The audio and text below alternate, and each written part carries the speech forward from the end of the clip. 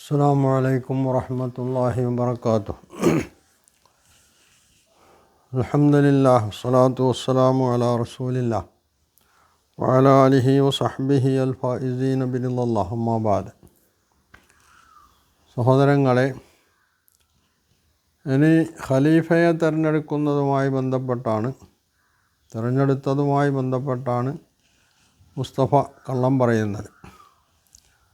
അതായത് നബി സല്ലല്ലാഹു അലൈഹി വസല്ലം മരിച്ചു കിടക്കുമ്പോൾ നബിയുടെ വിശുദ്ധ ജനാസ അവിടെ വിട്ടുകൊണ്ട് അബൂ സുഫിയാൻ്റെ നേതൃത്വത്തിൽ ബനൂ സായിദ പന്തലിൽ യോഗം ചേർന്നു എന്നാണ് മുസ്തഫയുടെ കളവ്. എന്നിട്ട് അദ്ദേഹം ചോദിക്കണത്, നമ്മളിലാരെങ്കിലും മരിച്ചാൽ ഈ രീതിയിൽ നമ്മൾ മറ്റു കാര്യങ്ങളിൽ ഏർപ്പെടുമെന്നാണ്. ഇവിടെ മുസ്തഫ പറയുന്ന ഇത് കളവായിത്തീരുന്നത് എങ്ങനെയാണെന്ന് ചോദിച്ചാൽ, മുസ്തഫ തന്നെ പറയുന്ന അനുസരിച്ച് നബി സല്ലല്ലാഹു അലൈഹി വസല്ലം മരിക്കുമ്പോൾ അബൂ സുഫിയാൻ മക്കയിലാണുള്ളത്. കാരണം അബൂ സുഫിയാൻ നബി സല്ലല്ലാഹു അലൈഹി വസല്ലം ഹജ്ജത്തുൽ വിദാ അവസാനത്തെ ഹജ്ജ് കഴിഞ്ഞ് മദീനയിലേക്ക് പോകുമ്പോൾ അബൂ സുഫിയാൻ നബീൻ്റെ കൂടെ പോയിട്ടില്ല. അദ്ദേഹം മക്കയിലാണുള്ളത്. അദ്ദേഹത്തിൻ്റെ കുടുംബം മക്കയിലാണുള്ളത്. ഫത്ഹ് മക്കയ്ക്ക് ശേഷം പിന്നെ ഹിജറല്ല, ലാ ഹിജറത്ത ബഅദൽ ഫത്ഹ് എന്നാണ്. അതുകൊണ്ട് അബൂ സുഫിയാൻ ഹിജറ പോയി മദീനത്തേക്ക് പോകേണ്ട കാര്യമില്ല. അദ്ദേഹത്തിൻ്റെ കുടുംബമൊക്കെ മക്കയിലാണുള്ളത്. അപ്പോൾ നബി സല്ലല്ലാഹു അലൈഹി വസല്ലം മരിക്കുമ്പോൾ അദ്ദേഹം മക്കയിലുണ്ട്. മദീനയും മക്കയും തമ്മിലുള്ള അകലം എത്രയാണ്? ഏതാണ്ട് 400 കിലോമീറ്റർ കൂട്ടാം. ഈ 400 കിലോമീറ്റർ അന്നത്തെ ഒരു കുതിര സവാരിക്കാരന് യാത്ര ചെയ്തെത്തണമെങ്കിൽ എത്ര ദിവസം പിടിക്കും? ഏറ്റവും ചുരുങ്ങിയത് 3 ദിവസം എന്ന് നമ്മൾ കണക്കാക്കാം. അപ്പോൾ ഒരാൾ മദീനയിൽ നിന്ന് നബി സല്ലല്ലാഹു അലൈഹി വസല്ലം റബീഉൽ അവ്വൽ 12 രാവിലെ തിങ്കളാഴ്ച മരിക്കുന്നു. ഒരാൾ മദീനയിൽ നിന്ന് ഒട്ടകപ്പുറത്തോ അല്ലെങ്കിൽ കുതിരപ്പുറത്തോ കയറിയിട്ട് മക്കയിലേക്ക് പോകുന്നു. അപ്പോൾ സ്വാഭാവികമായിട്ടും അദ്ദേഹം മക്കയിലെത്തുന്നത് തിങ്കൾ, ചൊവ്വ, ബുധനാഴ്ച വൈകുന്നേരമാണ്. ഇനി ബുധനാഴ്ച രാവിലെ തന്നെ എത്തിയെന്ന് വെക്കുക. എന്നാൽ തന്നെ ഈ സംഗതി ഉടനെ അബൂ സുഫിയാൻ അറിയിക്കണം. അബൂ സുഫിയാൻ ഉടനെ തന്നെ അവിടുന്ന് മദീനയിലേക്ക് വാഹനത്തിൽ പുറപ്പെടണം. അങ്ങനെ പോയാൽ ബുധനാഴ്ച വൈകുന്നേരം കയറിയാൽ വ്യാഴം, വെള്ളി, ശനിയാഴ്ച രാവിലെയോ വൈകുന്നേരമോ അവിടെ എത്തും. അന്നേക്ക് എത്ര ദിവസം കഴിയും എന്ന് ചോദിച്ചാൽ 6 ദിവസം കഴിയും. ഏറ്റവും ചുരുങ്ങിയതാണ് ഇപ്പോൾ പറയുന്നത്. അതുതന്നെ ഇത്രയൊക്കെ ധൃതി പിടിച്ച ഒരാൾ പോകണം, അബൂ സുഫിയാനോട് ഈ വാർത്ത അറിയിക്കണം എന്ന് അയാൾക്ക് ഉണ്ടാവണം. അബൂ സുഫിയാൻ ഉടനെ മദീനയിൽ എത്തണം എന്ന് തോന്നണം. അങ്ങനെയൊക്കെ തോന്നണം. ഈ 6 ദിവസം അവിടെ കാത്തു നിന്നിട്ടുണ്ടോ? നബി സല്ലല്ലാഹു അലൈഹി വസല്ലമയുടെ ജനാസ മറവ് ചെയ്യാനില്ല. തിങ്കളാഴ്ച മരിച്ചു, ചൊവ്വാഴ്ച വൈകുന്നേരം രാത്രി, അതായത് ബുധനാഴ്ച രാവ് നബി സല്ലല്ലാഹു അലൈഹി വസല്ലമയുടെ തിരുശരീരം മറവ് ചെയ്യാണ്. ഇതിൻ്റെ ഇടയിലാണ് ഖലീഫയെ തിരഞ്ഞെടുക്കുന്ന പ്രവർത്തനങ്ങൾ നടക്കുന്നത്. അപ്പോൾ ഇവിടെ അബൂ സുഫിയാൻ ഉണ്ടോ? അവിടെ അബൂ സുഫിയാൻ ഇല്ല എന്നുള്ളത് ഉറപ്പാണ്. കാരണം തിങ്കളാഴ്ച നബി മരിച്ചു. ആ തിങ്കളാഴ്ചയോ ചൊവ്വാഴ്ചയോ ആണ്, ചൊവ്വാഴ്ച പകലായിരിക്കണം ഖലീഫയെ തിരഞ്ഞെടുക്കുന്നത്. അബൂ സുഫിയാൻ എത്തുന്ന എപ്പോഴായിരിക്കും? കവിഞ്ഞാൽ ശനിയാഴ്ച രാവിലെ അല്ലെങ്കിൽ വൈകുന്നേരം അല്ലെങ്കിൽ ഞായറാഴ്ച. എന്ന് പറഞ്ഞാൽ ഏകദേശം 6-7 ദിവസം കഴിഞ്ഞിട്ടാണ് അദ്ദേഹം എത്തുന്നത്. അതിന് മുമ്പ് ഖലീഫയെ തിരഞ്ഞെടുത്ത് കഴിഞ്ഞിട്ടുണ്ട്. ഇവിടെ എന്താ സംഭവിച്ചതെന്ന് ചോദിച്ചാൽ, പിന്നെ മുസ്തഫയുടെ ചോദ്യം, നബി സല്ലല്ലാഹു അലൈഹി വസല്ലമയുടെ ശരീരം അവിടെ ഇട്ടിട്ടാണ് ഇവർ ഖലീഫയെ തിരഞ്ഞെടുക്കാൻ പോയത്. നമ്മളാരെങ്കിലും ആണെങ്കിൽ അങ്ങനെ ഒരു ഏർപ്പാടിൽ ഏർപ്പെടുമെന്നാണ്. ഇവിടെ മുസ്തഫ മനസ്സിലാക്കാത്ത ഒരു സംഗതി, അല്ലെങ്കിൽ അദ്ദേഹം ഉൾക്കൊള്ളാൻ തയ്യാറല്ലാത്തൊരു സംഗതി ഉണ്ട്. അതെന്താണ്? നബി സല്ലല്ലാഹു അലൈഹി വസല്ലം ഒരു സാധാരണ മനുഷ്യനല്ല. അദ്ദേഹം പ്രവാചകനാണ്, നബിയാണ്, റസൂലാണ് എന്നതോടൊപ്പം അദ്ദേഹം ഒരു രാഷ്ട്രനായകൻ കൂടിയാണ്. സാധാരണഗതിയിൽ ലോകത്ത് ഉടനീളം ഉള്ള സംഭവം എന്താണ്? രാഷ്ട്രനായകൻ മരിച്ചാൽ അദ്ദേഹത്തിൻ്റെ ഭൗതിക ജഡം മറവ് ചെയ്യുന്നതിന് മുമ്പ് ഒന്നുകിൽ അദ്ദേഹം ആരെങ്കിലും നാമനിർദ്ദേശം ചെയ്തിട്ടുണ്ടാവും, അല്ലെങ്കിൽ ആളുകൾ കൂടിയിട്ട് ഒരു നേതാവിനെ തിരഞ്ഞെടുത്ത്, രാഷ്ട്രനായകനെ തിരഞ്ഞെടുത്തിട്ടാണ് ഈ മരിച്ച ആളുടെ ശരീരം മറവ് ചെയ്യാറുണ്ട്. നമ്മളെ കാലഘട്ടത്തിൽ വിശേഷിച്ചും അങ്ങനെയാണ്. ലോകത്തെ എല്ലാ രാജ്യങ്ങളിലും നടക്കണോ അതാ. ഇങ്ങനെയുള്ളൊരു രാഷ്ട്രീയ പശ്ചാത്തലം കൂടി ഇവിടെ ഉണ്ട്. അപ്പോൾ നബി സല്ലല്ലാഹു അലൈഹി വസല്ലമയുടെ ശരീരം നബി മരിച്ചിട്ട് ഇങ്ങനെ നമ്മളാണെങ്കിൽ അങ്ങനെ ചെയ്യുമോ എന്ന് ചോദിച്ചാൽ, നിങ്ങളാരും രാഷ്ട്രീയ നേതാക്കന്മാരല്ല, അല്ലെങ്കിൽ ഭരണത്തലവന്മാരല്ലാത്തതുകൊണ്ട് നിങ്ങൾക്ക് അതിൻ്റെ പ്രശ്നം വരുന്നില്ല. അതാണ് പ്രശ്നം. രാഷ്ട്രത്തലവനാണെങ്കിൽ അങ്ങനെ നിങ്ങളാരും ചെയ്യും. പിന്നെ ഇവിടെ ഈ സംഭവം നടക്കുന്നത് എങ്ങനെയാണ്? ഇവിടെ അബൂബക്കർ റളിയല്ലാഹു അൻഹു, ഉമർ റളിയല്ലാഹു അൻഹു, അബൂ ഉബൈദ റളിയല്ലാഹു അൻഹു ഇവരാണ് യഥാർത്ഥത്തിൽ മുഹാജിറുകളുടെ പക്ഷത്ത് നിന്ന് നേർക്കുനേരെ അതിൽ പങ്കെടുത്ത് പേരെടുത്ത് പറഞ്ഞിട്ടുള്ള ആളുകൾ. ഇവരതിൽ പങ്കെടുക്കുന്നത് പോലെ യാദൃച്ഛികമാണ്. മുൻകൂട്ടി ഒരു ധാരണ അവർക്കും ഉണ്ടായിരുന്നില്ല എന്നുള്ളതാണ് ചരിത്രം പറഞ്ഞത്. അതായത് അൻസാറുകൾ നബി സല്ലല്ലാഹു അലൈഹി വസല്ലം മരിച്ചപ്പോൾ അൻസാറുകൾ ബനു സായിദ കുടുംബത്തിൻ്റെ ആ സ്ഥലത്ത് യോഗം ചേരുന്നു. എന്നിട്ടൊരു അമീറിനെ തിരഞ്ഞെടുക്കുന്നതിനെ പറ്റി അവർ ആലോചിക്കുന്നു. ഈ വിവരം ഉമർ റളിയല്ലാഹു അൻഹുവിന് കിട്ടിയപ്പോൾ അദ്ദേഹമാണ് അബൂബക്കർ റളിയല്ലാഹു അൻഹുവിൻ്റെയും അബൂ ഉബൈദയുടെയും കയ്യും പിടിച്ചിട്ട് നമ്മൾ പോവാം, അവിടെ അങ്ങനെ ഒരു ചർച്ച നടക്കുന്നുണ്ട്, നമ്മൾ വയ്യാൻ പറ്റില്ല എന്ന് പോണത്. അങ്ങനെ അവിടെ ചെന്നപ്പോൾ സംഗതി ശരിയാണ്, അവരവിടെ ചർച്ച നടത്തുന്നുണ്ട്. അൻസാറുകളാണ് ഇമാമത്തിന് ഇമാറത്തിന് അർഹരായിട്ടുള്ളവരെന്നുള്ളതാണ് അവർ ചർച്ച നടത്തുന്നത്.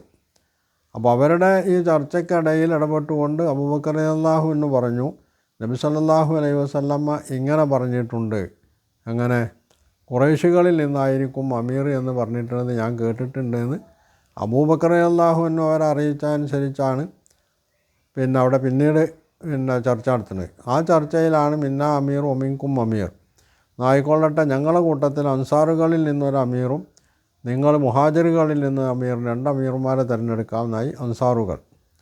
അപ്പോഴാണ് ഉമർ റളിയല്ലാഹു അൻഹു ഇടപെട്ടിട്ട് ഒരേ ഉറയിൽ 2 വാൾ ഒന്നിച്ച് ചേരുവിലാറുണ്ട്. എന്ന് പറഞ്ഞാൽ മുസ്ലിം സമൂഹത്തിന് ഒരൊറ്റ ഇമാമ്, ഒരൊറ്റ അമീർ അതേ പറ്റുള്ളൂ. ആ ചർച്ച നടന്നുകൊണ്ടിരിക്കുന്നത് അൻസാറുകളും അതിൽ ഇടപെട്ടിട്ടുണ്ട്. അൻസാറുകളിൽ ചിലർ മുഹാജിറുകളുടെ പക്ഷത്ത് ചേർന്നുകൊണ്ട് സംസാരിക്കുന്നുണ്ട്. ചിലർ സഅദ് ബിൻ ഉബാദയെ ഖലീഫയാക്കാൻ വേണ്ടി ചിന്തിക്കുന്നുണ്ട്. അപ്പോൾ ഇത് നീണ്ടുപോയാൽ അത് അപകടമാണ് എന്ന് മനസ്സിലാക്കിയിട്ട് ഉമർ റളിയല്ലാഹു അൻഹു, അപ്പോൾ മുസ്തഫയും പറയുന്നുണ്ടല്ലോ, ഉമർ റളിയല്ലാഹു അൻഹു അബൂബക്കർ റളിയല്ലാഹു അൻഹുവിൻ്റെ കൈ പിടിച്ചിട്ട് ബയ്യത്ത് ചെയ്യണം. തുടർന്ന് അവിടെ കൂടിയിട്ടുള്ള ആളുകളൊക്കെ ബയ്യത്ത് ചെയ്തു. സഅദ് ബിൻ ഉബാദ അവിടെ നിന്ന് ഇറങ്ങിപ്പോയി, അദ്ദേഹം ഈ ബയ്യത്ത് ചെയ്യാതെ ഇറങ്ങിപ്പോയി. അത് കഴിഞ്ഞിട്ട് ഈ സമയത്ത് അലി ഇബ്നു അബീ താലിബും മറ്റുള്ളവരും ഒക്കെ നബി സല്ലല്ലാഹു അലൈഹി വസല്ലമയുടെ ജനാസ സംസ്കരിക്കുന്നതുമായിട്ട് ബന്ധപ്പെട്ട പ്രവർത്തികളിലാണുള്ളത്. അപ്പോൾ ഇവിടെ ചോദ്യമുണ്ട്, എന്തുകൊണ്ട് അലിയോടും മറ്റും പറഞ്ഞില്ല എന്നുള്ളത്. അലിയോടും മറ്റും പറയാനുള്ള അവസരം ഇവർക്ക് കിട്ടിയില്ല എന്നുള്ളതാണ് ഇതിൻ്റെ വസ്തുത. കാരണം ഇവരെന്നെ യാദൃച്ഛികമായിട്ടാണ് അവിടെ എത്തിപ്പെടുന്നത്. ആ ഒരു ഘട്ടത്തിൽ അലി റളിയല്ലാഹു അൻഹുവിനോട് ഈ സംഗതിയെ സംബന്ധിച്ച് സംസാരിക്കാൻ പറ്റിയ ഒരു സന്ദർഭമല്ല അവിടെ ഉണ്ടായിരുന്നത്.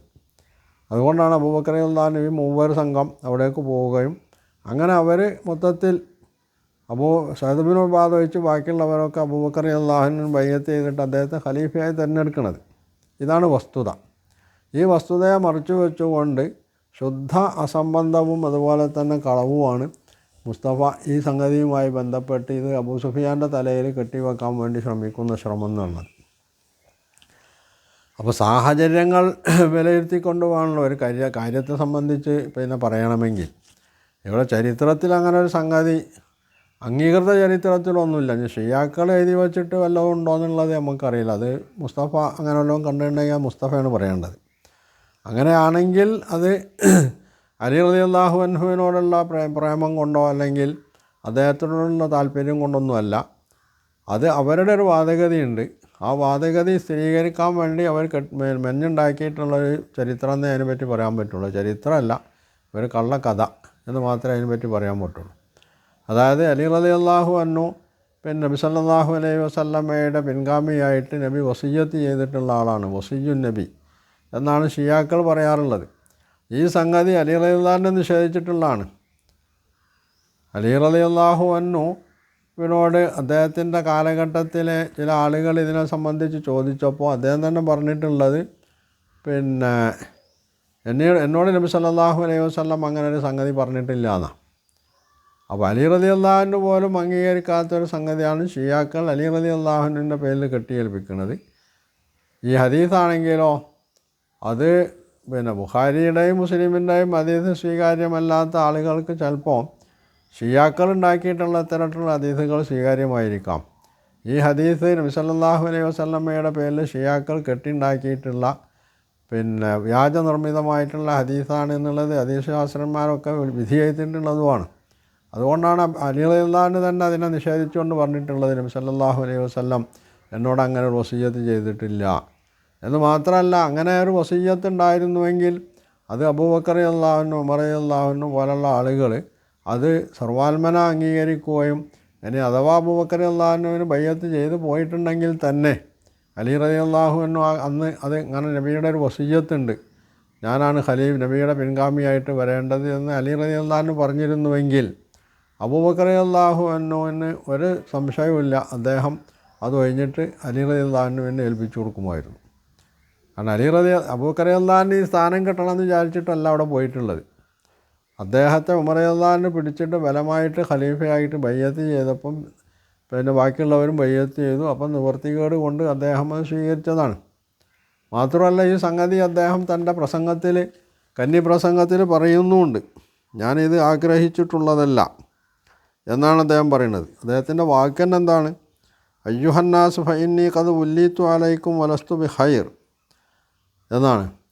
നിങ്ങളുടെ കാര്യം എന്നെ ഏൽപ്പിച്ചിട്ടുണ്ട്, ഞാൻ വലസ്തു ബി ഖൈരിക്കും നിങ്ങളിൽ ഉത്തമനൊന്നുമല്ല എന്ന് അദ്ദേഹം പറയുന്നുണ്ട്. അദ്ദേഹം വേറെ പറയുന്നുണ്ട്, ഇത് ഞാൻ ആഗ്രഹിച്ചിട്ടുള്ളതല്ല. അപ്പോൾ അങ്ങനെയുള്ള അബൂബക്കർ റളിയല്ലാഹു അൻഹുവിനോട് ഇനി ഉമർ റളിയല്ലാഹു അൻഹുവിൻ്റെ കാര്യം അങ്ങനെ തന്നെയാണ്. അലി റളിയല്ലാഹു അൻഹു ഉമറിനോട് പറയാണ്, പിന്നെ നബി സല്ലല്ലാഹു അലൈഹി വസല്ലം ഇങ്ങനെ പിന്നെ പറഞ്ഞിട്ടുണ്ട് എന്ന് പറഞ്ഞാലും ഉമർ അതിനെ പിന്തുണക്കും, അബൂബൈദും പിന്തുണക്കും. കാരണം നബിയുടെ വാക്ക് തള്ളിക്കളയുന്നവരല്ലല്ലോ ഇവരാരും. അപ്പോൾ മുസ്തഫ തന്നെ പറയുന്നുണ്ട്, ഉമർ റളിയല്ലാഹു അൻഹു ഇസ്ലാം സ്വീകരിച്ചതിന് ശേഷം നബി സല്ലല്ലാഹു അലൈഹി വസല്ലമക്ക് വിരുദ്ധമായിട്ട് ഒരു സംഗതിയിൽ ഏർപ്പെട്ടിട്ടില്ല, നബി പറഞ്ഞതൊക്കെ അനുസരിച്ചിട്ടേ ഉള്ളൂ. അപ്പോൾ ഇത് മാത്രം അലി റളിയല്ലാഹു അൻഹു പറഞ്ഞാൽ അവരനുസരിക്കാതിരിക്കേണ്ടതില്ല. അപ്പോൾ അലി റളിയല്ലാഹു അൻഹുവിനെ ഖലീഫയായി ബയ്യത്ത് നിശ്ചയിക്കുക വസിയ്യത്ത് ചെയ്യാനുള്ള നബി സല്ലല്ലാഹു അലൈഹി വസല്ലം ചെയ്തിട്ടില്ല.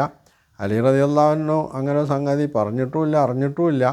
അദ്ദേഹം അത് നിഷേധിക്കുകയാണ് ചെയ്തിട്ടുള്ളത്. ഇങ്ങനെയുള്ള ഒരു സംഭവത്തുമായിട്ട് ബന്ധപ്പെട്ടിട്ടാണ് ഇതിൻ്റെയൊക്കെ പിന്നെ ഉത്തരവാദിത്വം അബൂ സുഫിയാൻ്റെ തലയിൽ കെട്ടിവെക്കാൻ നമ്മളെ മുസ്തഫ വൃദ്ധാശ്രമം നടത്തുന്നത്. അബൂ സുഫിയാൻ തെറ്റ് ചെയ്തു അല്ലേയുള്ള വേറെ ചർച്ച. ഇവിടെ ആ തെറ്റ് ചെയ്തിട്ടുണ്ടെങ്കിൽ അത് ഇസ്ലാമിലേക്ക് വരുന്നതോടുകൂടി പിന്നെ അത് അള്ളാഹു അദ്ദേഹത്തിന് മാപ്പാക്കി കൊടുക്കും. പിന്നെ അദ്ദേഹത്തിൻ്റെ ഈമാൻ ശരിയായിരുന്നോ അല്ലേ, അദ്ദേഹം ഇസ്ലാം സ്വീകരിച്ചത് ശരിയായിരുന്നോ അല്ലേ, അത് തീരുമാനിക്കേണ്ടത് മുസ്തഫ അല്ല, അല്ലെങ്കിൽ ഇവിടെ ഈ ദുനിയാവിൽ വെച്ച് ആരുമല്ല. അത് പരലോകത്ത് അള്ളാഹുമായിട്ട് ബന്ധപ്പെട്ട ഒരു സംഗതിയാണ്, അത് അള്ളാഹ് തീരുമാനിച്ചോളും. ഇവിടെ അബൂ സുഫിയാൻ ചെയ്യാത്തൊരു സംഗതി അദ്ദേഹത്തിൻ്റെ തലയിൽ വെച്ച് കെട്ടുകയും എന്നിട്ട് അദ്ദേഹത്തെ ക്രൂശിക്കാൻ വേണ്ടി ശ്രമിക്കുകയും ചെയ്യാന്നുള്ളത് സാമാന്യ ബുദ്ധിയുള്ള അല്ലെങ്കിൽ സന്മനസ്സുള്ള ഒരാളെ സംബന്ധിച്ചും ശരിയായിട്ടുള്ള രീതിയല്ല. ഇവിടെ ബാക്കിയുള്ളവർക്കൊക്കെ സ്വർഗത്തിലേക്ക് ടിക്കറ്റ് കൊടുക്കാൻ തയ്യാറാവുന്ന ഈ മുസ്തഫയ്ക്ക് ഇപ്പോൾ എന്താ അബൂ സുഫിയാൻ സ്വർഗത്ത് കിടന്നാൽ എന്തെങ്കിലും തകരാറ് സംഭവിക്കുമോ? അദ്ദേഹം തെറ്റ് ചെയ്തു എന്ന് തന്നെ വെക്കുക. അതിനേക്കാളൊക്കെ വലിയ തെറ്റ് ചെയ്ത ആളുകൾക്കൊക്കെ സർട്ടിഫിക്കറ്റ് കൊടുക്കാൻ പിന്നെ മുസ്തഫ തയ്യാറാകുന്നുണ്ടല്ലോ, അല്ലെങ്കിൽ ടിക്കറ്റ് കൊടുക്കാൻ.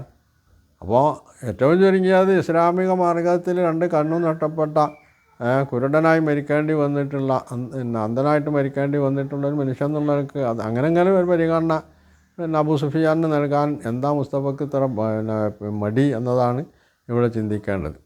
അപ്പോൾ ഒരു സമൂഹത്തോടുള്ള അന്ധമായിട്ടുള്ള വിരോധവും തൻ്റെ വാദഗതികൾ സമർത്ഥിക്കാനുള്ള പിന്നെ തെളിവില്ലാത്ത പ്രമാണത്തിൻ്റെ ഒരു പിൻബലമില്ലാത്ത രീതിയിലുള്ള ശ്രമവുമാണ് ഇവിടെ മുസ്തഫ നടത്തിക്കൊണ്ടിരിക്കുന്നത് എന്നുള്ളതാണ് വസ്തുത.